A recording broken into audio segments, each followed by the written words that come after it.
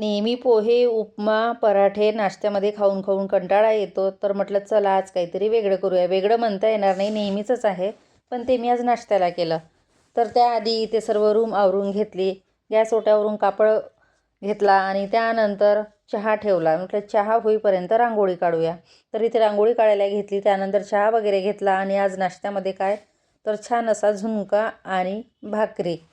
तर दुपारच्या जेवणामध्ये करतो आपण किंवा रात्री करतो, ते मी आज नाश्त्यामध्ये केलं. आणि हिवाळ्यामध्ये असा नाश्ता असला तर पोटभर छान नाश्ता होतो. तर झुणका इथे केला. त्यामध्ये ओला कांदा, मिरची, टोमॅटो आणि थोडे मसाले ॲड करून अगदी तेलामध्ये बेसन भाजून घेतलं आणि अगदी थोडं पाणी घालून झुणका तयार केला आणि भाकरी.